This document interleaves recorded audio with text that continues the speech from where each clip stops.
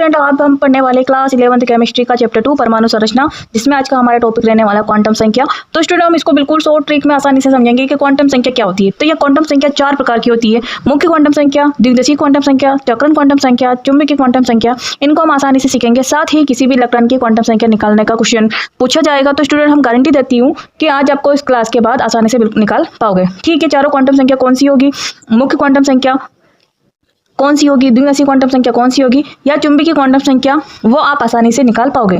टिप्पणी लिखने के लिए भी आता है कि क्वांटम संख्या किसे कहते हैं, प्रधान क्वांटम संख्या जिसे हम मुख्य क्वांटम संख्या भी कहते हैं, द्विदिशीय क्वांटम संख्या को समझाओ, तो चुंबकीय क्वांटम संख्या को समझाओ। पूरा कंप्लीट आपको ये चीजें क्लियर हो जाएगी। तो चलिए बच्चे स्टूडेंट क्वांटम संख्या को समझते हैं। तो स्टूडेंट मैंने चारों क्वांटम संख्या को लिख रखा है, मुख्य क्वांटम संख्या, द्विदिशीय क्वांटम संख्या, चुंबकीय क्वांटम संख्या और चक्रण क्वांटम संख्या। यानी क्वांटम संख्या वहां चार है जो चारों ओर एक सेट से बच्चों ना कहने का मतलब है कि ऐसा सेट यानी समूह जिसके माध्यम से इलेक्ट्रॉन की स्थिति या उसके ऊर्जा, उसके आकार व आकार का पता लगाते हैं, उन्हें हम बोलते हैं क्वांटम संख्या कहते हैं। क्वांटम संख्या भी की बिल्कुल सिंपल परिभाषा है कि चार संख्याओं का एक ऐसा समूह, क्या है कि चार संख्याओं का एक ऐसा सेट जिनकी सहायता से किसी परमाणु के इलेक्ट्रॉन से संबंधित सूचना करते हैं, और इलेक्ट्रॉन की ऊर्जा क्या है, और इलेक्ट्रॉन की ऑर्बिटल्स क्या है, इलेक्ट्रॉन का आकार क्या है, उसकी दिशा क्या है, इन चीजों का इंफॉर्मेशन देता है, उनका समूह आपका क्वांटम की संख्या कहलाता है।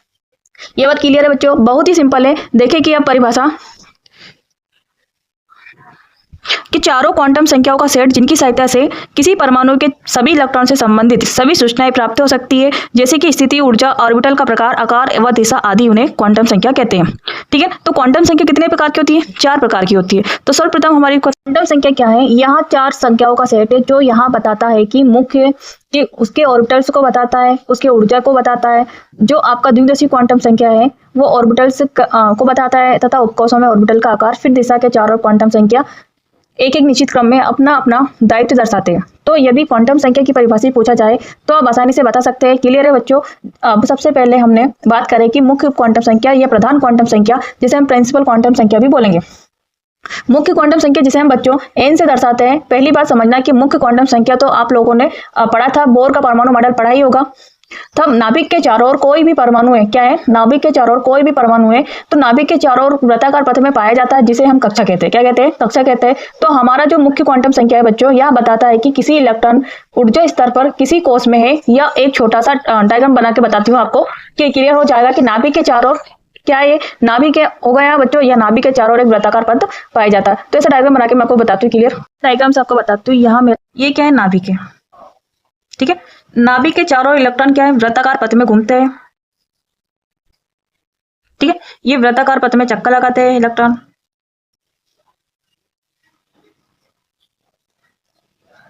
ये वृत्ताकार पथ में इलेक्ट्रॉन नाभिक के चारों ओर घूमते हैं, चक्कर लगाते हैं।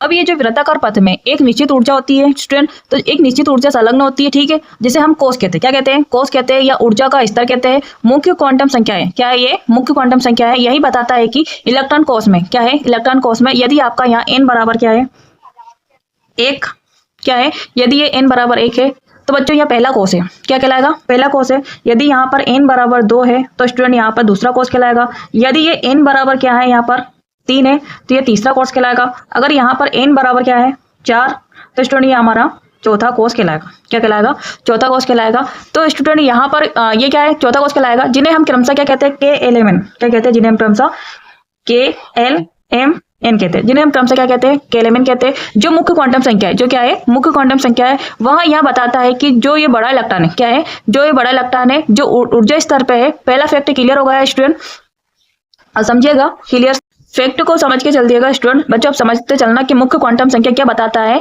केवल आप फैक्ट की बात समझना कि एग्जाम में क्वेश्चन पूछे जाएंगे तो कैसे यू आसानी से कर भी पाओगे। जैसे कि मैंने कहा कि मुख्य क्वांटम संख्या केवल आपसे कहती है कि बच्चा यहाँ मान लीजिए कि यहाँ पे क्या लिया मैंने, कार्बन लिया। क्या लिया, कार्बन लिया, और कार्बन का परमाणु क्रमांक कितना रहता है मेरा, 6। कितना रहता है, 6। अगर मैं इसका इलेक्ट्रॉनिक विन्यास निकालूं, क्या निकालूं, अगर मैं इसका इलेक्ट्रॉनिक विन्यास निकालूं 1s2 2s2 2p2, क्या आएगा, 1s2 2s2 2p2। इसका इलेक्ट्रॉनिक विन्यास क्या आएगा, 1s2 2s2 2p2। यहाँ स्टूडेंट 1 किसको प्रेजेंट करता है, n को प्रेजेंट करता है। ठीक है, तो 1 किसको प्रेजेंट करता है, n को बताता है। यदि n का मान क्या है, 1 है, यहाँ पे कितना है, n बराबर 2 है, और यहाँ भी कितना है, n बराबर 2 है। ठीक है। तो कोष में यहाँ पर स्टूडेंट ये इलेक्ट्रॉन भी पाएगा भी है, तो 2-2 इलेक्ट्रॉन इसमें बचेगा। तो ये 2-2 इलेक्ट्रॉन कोष में, तो ये 4 इलेक्ट्रॉन बचे दूसरे कोष में। तथा यह बताता है कि जो क्वांटम संख्या है क्या है, यहाँ जो क्वांटम संख्या है मुख्य क्वांटम संख्या ये, और यहाँ पे जो ठीक है देखिए बताते हैं कि इलेक्ट्रॉन के जो कोष में या ऊर्जा स्तर है, ठीक इसी प्रकार से क्वांटम संख्या मुख्य ऊर्जा कोष या ऊर्जा स्तर होता है जिसे हम इलेक्ट्रॉन उपस्थित होते हैं। इसे हम एन से व्यक्त करते हैं। किसे व्यक्त करते हैं? एन से व्यक्त किया जाता है। यहाँ क्वांटम स्पेक्ट्रम की मुख्य रेखाओं को स्पष्ट करता है और यह चीजों को गहन अध्ययन करने के बाद ही पता चला स्टूडेंट। बच्चे से स्पेक्ट्रम प्राप्त किया गया और कई छोटे छोटे रेखाओं को बोला गया, तो यहाँ गति करता है, फिर बोला गया, फिर उनकी एक अलग से ऊपर से जोड़े के रूप में पाया जाता है। तो कई चीज़ों को अध्ययन करने के बाद लेकिन एग्जाम में ये पॉइंट ऑफ में सभी तो स्टूडेंट यहाँ पे इसकी हिस्ट्री जानने के लिए नहीं बैठे, लेकिन हम इसको अच्छे से क्लियर करते चलेंगे। तो स्टूडेंट जैसे कि बच्चों आपने दूसरा चीज पढ़ा है कि उपकोष, तो बच्चों फिर से मैं नाभिक बना के दिखाती हूँ, फिर से एक डायग्राम बनाते हैं कि ये क्या दे रखा है, हमारा नाभिक दे रखा है। क्या दे रखा है? नाभिक दे रखा है। और नाभिक के चारों ओर इलेक्ट्रॉन क्या होते हैं? वृत्ताकार पथ में चक्कर लगाते हैं। क्या लगाते हैं?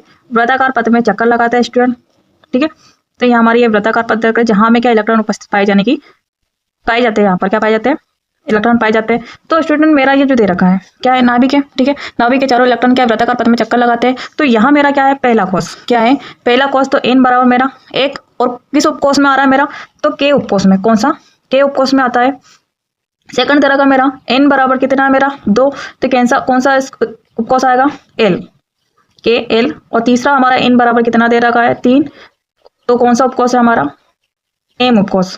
चौथा कोष n बराबर कितना है हमारा? 4। तो कौन सा उपकोष आएगा हमारा? n उपकोष कहलाएगा, ठीक है। तो आप ये मुख्य क्वांटम संख्या, अब होता है क्या है बच्चों, इसमें उपकोष भी पाया जाता है। उपकोष को जो माना है हमने दूसरा क्वांटम संख्या के मतलब द्विदिशीय क्वांटम संख्या, यहाँ मुख्य रूप से उपकोष को बताता है। किसको बताता है? उपकोष को बताता है। जैसे कि बच्चों एक उपकोष में s है, क्या है? पहले उपकोष में क्या है? s, दूसरे में क्या है? sp, तीसरे उपकोष में क्या दे रखा आपका? spd, चौथे उपकोष में क्या है? spdf। क्या है? spdf। तो स्टूडेंट यह हमने देखा कि मुख्य रूप से किसको? उपकोष को प्रेजेंट करता है। और हमारा जो दूसरा क्वांटम संख्या द्विदिशीय क्वांटम संख्या है, तो यहाँ पे जो जैसे कि बच्चे आपने देखा है कि उपकोष, पहला उपकोष क्या है? s, दूसरा में क्या है आपका? sp उपकोष, सेकंड में क्या आता है आपका? sp, थर्ड वाले में क्या है? spd, और फोर्थ में क्या है? spdf पाया जाता है। तो फोर्थ उपकोष में spdf उपकोष पाया जाता है। तो देखो बच्चों यहाँ पर हमारा मुख्य क्वांटम संख्या जो पाया जाता है वहाँ केवल कोष को बताता है। किसको बताता है? फैक्ट को क्लियर समझना, मुख्य क्वांटम संख्या ओनली कोष को बताता है, लेकिन द्वितीय क्वांटम संख्या उपकोष को बताता है। बिल्कुल सिंपल है। फर्स्ट कोष की संख्या बताता है और सेकंड क्या बताता है? उपकोष की संख्या। क्लियर है। तो जहाँ पे हम एल का मान कैसे याद करेंगे? तो स्टूडेंट यहाँ पे हम एल का मान कैसे निकालते हैं? तो जो एल का मान दे रखा है इसके लिए एक फॉर्मूला दे रखा है, एल बराबर n-1। क्या दे रखा है? एल बराबर क्या है आपका? n-1। तो ये किसके मान ज्ञात करने हैं? हमारे एल के मान ज्ञात करने हैं। तो हमारा यहाँ पर एल के मान ज्ञात करना है। तो अगर मान लो पहला कक्षक में हमारा n बराबर कितना है? हमारा n बराबर कितना? 1। तो एल का मान कैसे निकालेंगे? तो एल बराबर n की जगह पे 1 रख ले, 1-1, तो कितना हो जाएगा? एल बराबर हमारा 0। कितना आ गया? 0 आ गया। तो सिंपल है स्टूडेंट, जहाँ पे दे रखा है निकालना हमारा n बराबर 0 है। तो ये बताएगा कि बच्चों n का मान पहले क्या है? s वाला है। कौन सा कोष में? यहाँ पर s क्या है? s है। तो s का मान कितना है हमारा? 0। कितना है? 0 है। और l के लिए s का मान कितना होता है? 0 होता है। और p के लिए क्या है? p बराबर कितना है हमारा? 1 है, ठीक है। p बराबर कितना है हमारा? n बराबर 1 है। तो l बराबर कितना आ जाएगा आपका? 0। तो यहाँ पे कौन सा उपकोष शो करेगा? s को, ठीक है। तो सेकंड इसी प्रकार से हमारा p बराबर कितना है? 1, और d बराबर कितना है? 2, और f बराबर कितना है? 3। तो स्टूडेंट इन मानों को आपको याद कर लेना है कि l बराबर 0 है, तो यहाँ पे कौन सा है? s का। यहाँ पे l बराबर 1 है, तो यहाँ पे कौन सा जाएगा? p का, ठीक है। अगर l बराबर कितना मेरा 2, तो यहाँ पे कौन सा जाएगा आपका? डी का। अगर मेरा एल बराबर कितना 3 है, तो यहाँ किसके लिए जाएगा? एफ उपकोष के लिए आ गया। तो साथ ही स्टूडेंट ये डी उपकोष हो गया और एल उपकोष हो गया, ठीक है। तो इन उपकोषों को आपको मान ज्ञात कर लेना है और यहाँ पे इस फॉर्मूले से आपको सॉल्व करना है। एल बराबर n-1 में घटा कर पता लगेगा कि ये इलेक्ट्रॉन कहाँ जा रहा है। Clear student. तो ये मुख्य क्वांटम संख्या बच्चों यहाँ बताता है कि इलेक्ट्रॉन किस कोष में है। तो यहाँ पे द्विउदेशीय क्वांटम संख्या कहते हैं। क्या कहते हैं हम? द्विउदेशीय क्वांटम संख्या कहा जाता है। तो द्विउदेशीय क्वांटम संख्या क्या है स्टूडेंट? कि किसी उपकोष में किसी ऊर्जा स्तर में बच्चों हमने प्रधान क्वांटम संख्या और द्विदिशीय क्वांटम संख्या को सीख लिया है। 1 मिनट के लिए इसकी परिभाषा को पढ़ लेना है और आसानी से इसको समझना है। तो हम इसमें देखते हैं क्या होता है आपका। तो एक मानो देख लो कि एल बराबर अगर मान लो, तो यहाँ पर एस बराबर कितना रहेगा? 0। पी के लिए मान कितना रहेगा आपका? 1। कितना रहेगा? 1। और डी के लिए कितना रहेगा आपका? 2। और एफ के लिए कितना रहता है आपका? 3। तो इनके एल बराबर मान चलते हैं 0, 1, 2, 3। अगर पूछ ले तो एल उपकोष दे रखा है। एल बराबर यहाँ पर एस का मान कितना रहेगा? 0। पी का कितना रहता है? 1। डी का कितना रहता है? 2। और एफ का कितना रहता है? 3। तो प्रधान क्वांटम संख्या तो हम देखने वाले द्विदशीय क्वांटम संख्या क्या है आपकी। ये फैक्टर तो क्लियर कर लिया कि आपकी जो प्रधान क्वांटम संख्या, मुख्य क्वांटम संख्या, प्रिंसिपल क्वांटम संख्या ओनली कोस को प्रेजेंट करती है, कोस के ऊर्जा स्तर को प्रेजेंट करती है। लेकिन जो द्विदशीय क्वांटम संख्या होती है आपकी उपकोष को प्रेजेंट करती है। तो द्विदशीय क्वांटम संख्या इलेक्ट्रॉन के उपकोष या उप ऊर्जा स्तर को व्यक्त करती है, जिसे हम किससे प्रेजेंट करते हैं, एल से प्रेजेंट करते हैं। एल के मान प्रधान क्वांटम संख्या एन पर निर्भर करते हैं, किस पे, मुख्य क्वांटम संख्या पर निर्भर करते हैं। एन के लिए, एल के लिए अगर 0 मान से लेकर मतलब 0 से लेकर n-1 तक हो सकते हैं। संभावित मान कितने इसके, 0, 1, 2, 3, क्लियर। और एल के मान विभिन्न उपकोषों में तुलनात्मक अलग अलग हो गए। अगर एल का उपकोष में ऊर्जा स्तर बात करें तो S-P-D-F चलता है आपका। और एल के लिए निश्चित आकार कैसा होता है, हमने ये भी देख लिया इसका कि एल का कैसा होगा, एल बराबर 0 है, ठीक है। कौन सा इसमें एस ऑर्बिट आएगा, कौन सा आएगा, एस ऑर्बिट आएगा। और कैसा कक्षक रहेगा इसका, वृत्ताकार, ठीक है। एल बराबर कितना 1 है तो कैसा होगा, डमरू का आकार का कौन सा ऑर्बिट रहेगा आपका, पी।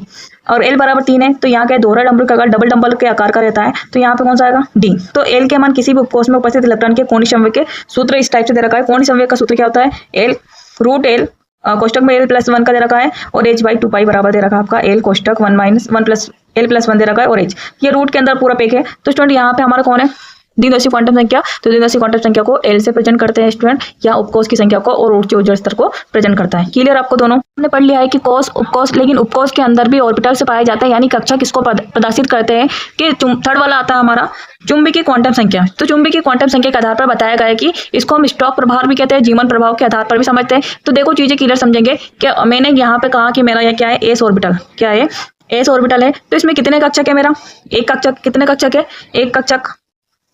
सेकंड दे रखा है मेरा, मैंने बात करूं पी ऑर्बिटल की, कितने की, पी ऑर्बिटल की, तो मेरे कितने कक्षक है इसमें, 3 कक्षक। कितने कक्षक है, 3 कक्षक है। थर्ड वाला बात करूं मैं इसमें, थर्ड अगर मैं तीसरे अगर बात करूं तो यहाँ पे मेरा कौन सा है, डी ऑर्बिटल। कौन सा है, डी ऑर्बिटल। तो यहाँ पे कितने कक्षक है मेरे, 5, 4 और 1 है, 5 कक्षक है। अगर मैं बात करूं यहाँ पे मेरा दे रखा है एफ, क्या दे रखा है, एफ दे रखा है। तो यहाँ पे मेरे कितने कक्षक है, 7, 1 2 3 4 5 6 और 1 ये 7। कितने, एफ में कितने रहते हैं, 7 कक्षक पाए जाते हैं। कितने पाए जाते हैं, कितना ऑर्बिट कक्षक पाए जाते हैं, 7 कक्षक पाएंगे पाए जाते। तो अब इसको कैसे निकाले मैम, तो यहाँ पर आपका चुंबकीय क्वांटम संख्या ये ऑर्बिटल्स को बताता है, किसको बताता है, ऑर्बिटल्स को बताता है। तो ये होता क्या स्टूडेंट, तो यहाँ पर इसको कैसे निकालते हैं, हम 2l+1 के फॉर्मूले से निकालते हैं। और यहाँ पे एल का मान जैसा आएगा उसके आधार पर हम निकालेंगे। यदि एल का मान 0 रख दिया जाए, क्या रख दिया, अगर एल बराबर क्या रख दिया जाए, 0 रख दिया जाए स्टूडेंट, तो इसको हम कैसे सॉल्व करेंगे। एल बराबर 0 तो 2 × 0 प्लस कितना रखा मेरा 1, सॉल्व करो उसमें 2 का इसमें करूँगी 0 प्लस का 1, तो मेरा एल बराबर कितना आ जाएगा, 1 आ जाएगा। काय का आएगा, प्लस का आ जाएगा स्टूडेंट। तो स्टूडेंट यहाँ पे जो मैंने निकाला है, क्या निकाला है, एल बराबर मैंने 0 रखा, तो मेरा एम का मान क्या निकल का आया, मेरा एम बराबर कितना आया, मेरा प्लस का 1, कितना आया, प्लस का 1 आया। तो तथा यहाँ पर मैं अगर बात करूं तो एम बराबर मेरा कितना है, 1। तो यहाँ पे कौन सा ऑर्बिट की बात करेंगे, एस, किसकी, एस की बात करेंगे। अगर मैं यहाँ पे बात करूं एल बराबर मैं कितना मान लूं, एल बराबर मैंने मान लिया 1, कितना है ए। तो एम का मान कितना आएगा मेरा, तो मैं इस फॉर्मूले से निकाल सकती हूँ इसको 2l+1 का। तो यहाँ पे 2 × 1+1 तो टोटल कितने आ जाएंगे मेरे 3। तो यहाँ पे किसको ऑर्बिट की बात करेगा, पी ऑर्बिट की। कौन से ऑर्बिट की, पी ऑर्बिट की बात करेगा, मतलब पी बराबर मेरा कितने हैं, 3, कितने हैं 3, क्लियर। और यहाँ पे एस बराबर कितना है मेरा 1।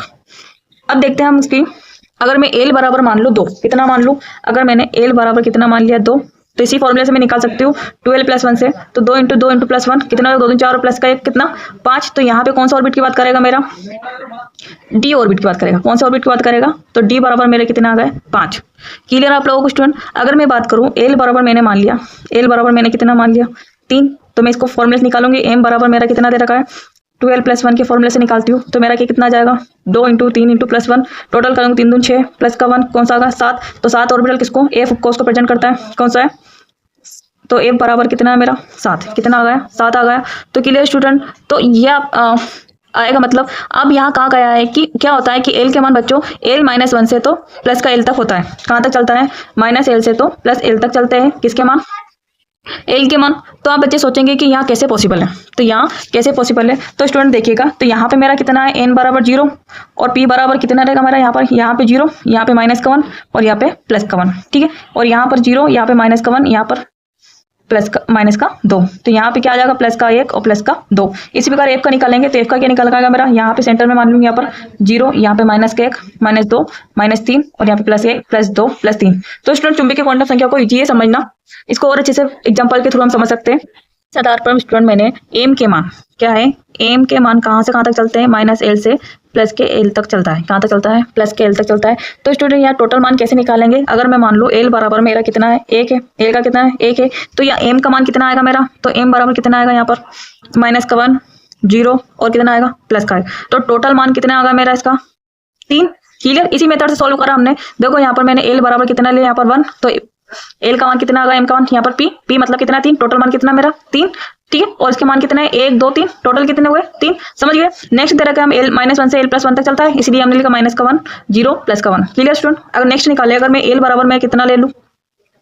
एल बराबर मैंने ले लिया 2। तो एम के मान कितना आएगा मेरा? एम का मान कितना आएगा यहाँ पर? -2 -1 0 प्लस का 1 प्लस का 2। समझ गए? कितना आ गया? टोटल मान कितना है इसका? 5। कितना आ गया? 1 2 3 4 5। टोटल मान कितना आ गए? 5। देखो यहाँ पर कितने? 1 2 3 4 5। कौन सा सबका? डी। कौन सा है? डी। समझ गए आप लोग?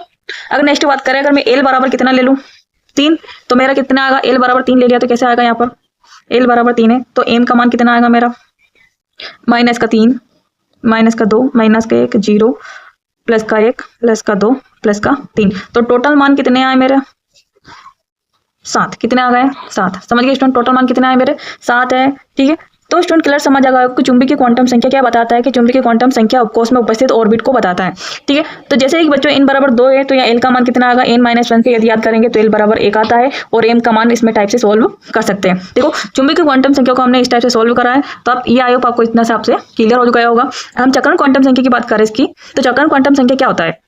स्टूडेंट चक्रण क्वांटम संख्या बिल्कुल इजी है, बहुत आसान सिंपल है, 1 मिनट में समझ में जाएगा आपको कि यहाँ केवल दिशा को बताता है। यहाँ केवल किसको बताता है? दिशा को बताता है। यदि इलेक्ट्रॉन एक कोष में बात करती है तो स्टूडेंट बच्चों यहाँ पर अगर इलेक्ट्रॉन एक ऊपर की ओर है, क्या है? यदि इलेक्ट्रॉन क्या है? ऊपर की ओर है, ठीक है, तो इसका मान क्या चलता है? प्लस का 1/2। अगर इलेक्ट्रॉन का है नीचे की ओर तो इसका मान क्या चल रहा है? माइनस का 1/2। बिल्कुल क्लियर है, बिल्कुल इजी है, बिल्कुल सिंपल है। इसकी परिभाषा देख लेते हैं क्या होती है क्वांटम संख्या। इस क्वांटम संख्या के आधार पर किसी भी इलेक्ट्रॉन की चक्रण या दिशा ज्ञात किया जा सकता है कि इलेक्ट्रॉन की दिशा दक्षिणावर्ती या वामावर्ती, या इनका मान प्लस का 1/2 हो तो इलेक्ट्रॉन का चक्रण दक्षिणावर्त होता है, तथा यदि माइनस का 1/2 तो इलेक्ट्रॉन का चक्रण वामावर्त होता है। इन्हें तीर के द्वारा हमने प्रेजेंट कर रहा है। ऊपर की ओर है तो कैसा रहेगा आपका? वामावर्त, और नीचे की ओर तो कैसा होगा? दक्षिणावर्त। ठीक है, तो मैंने डायग्राम भी बना दिया ऐसे, वामावर्त का, ये दक्षिणावर्त का।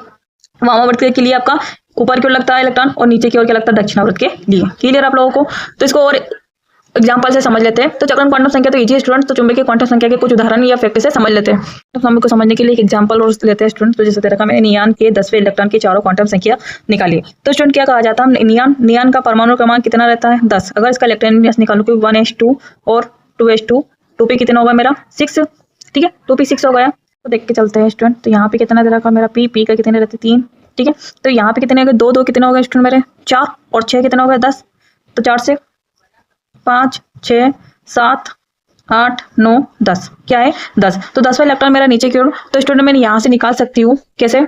यहाँ से पूरा फैक्ट निकल जाएगा। 2p 6 को आपको ठीक से करना है, समझ के चलना है 2p 6 को। तो यहाँ पे मैंने इलेक्ट्रॉन विन्यास निकाला 1s2 2s2 2p 6, और इलेक्ट्रॉन भर लिया मैंने 4 से 5 6 7 8 9 10। 10वां इलेक्ट्रॉन मेरा नीचे की ओर। तो देख लीजिए स्टूडेंट, तो मैंने यहाँ पर बताया, स्ट्रेंथ बताया है कि यहाँ पे n बराबर कितना है मेरा? 2। n बराबर कितना स्टूडेंट? 2। स्टार्टिंग में समझाया था कि यहाँ पर मुख्य क्वांटम संख्या को प्रेजेंट करता है n से, तो यहाँ पर n बराबर कितना है मेरा? 2 है। तो यहाँ पे स्टूडेंट मान निकाल सकते हैं n बराबर 2 है। तो यहाँ पे कौन सा कोष है स्टूडेंट? तो दूसरे कोष में। तो यह किसके लिए? p के लिए। किसके लिए? p के लिए। तो इसका मान क्या निकले चलेगा? तो l का मान कितना होगा यहाँ पर? तो l का मान के लिए हमने फॉर्मूला बताया था। क्या फॉर्मूला बताया था मैंने? l बराबर मेरा n-1 है। क्या है? n-1 है। तो l का मान निकालूंगी तो l बराबर लिख लूंगी मैं। n का मान कितना है? 2। तो n 2 - 1, तो l बराबर कितना आ जाएगा मेरा? 1। ठीक है, अगर मैं l बराबर मेरा 1 है तो m के मान कितने आएंगे मेरे? तो माइनस का 1 0 और प्लस का क्या जाएगा मेरा? 1। तो टोटल मान कितने मेरे? 3। कितने आए टोटल मान? कितने आ गए? 3। तो मेरा m बराबर कितना है? 3 है। तो यहाँ पे स्टूडेंट मेरा 10वां कक्षक है। क्या है? m बराबर कितना मेरा? 3, और 10वां कक्षक मेरा नीचे की ओर है, तो इसके लिए मान कितना आएगा यहाँ पर? प्लस का 1। क्या है? मान चलेगा यहाँ पर 0। ठीक है, यहाँ पे माइनस का 1 और यहाँ पे प्लस का 1। तो प्लस के 1 के लिए मान क्या चलता है आपका? 10वां इलेक्ट्रॉन की कहाँ पे? नीचे की ओर है। क्या आ जाएगा इसका मान? माइनस का 1/2। तो समझ गए स्टूडेंट? तो इसका मान क्या आएगा आपका? इसका मान चक्रण क्वांटम संख्या का मान कितना आएगा? -1/2। इस टाइप से आप आसानी से सॉल्व कर सकते हैं क्वेश्चनों को।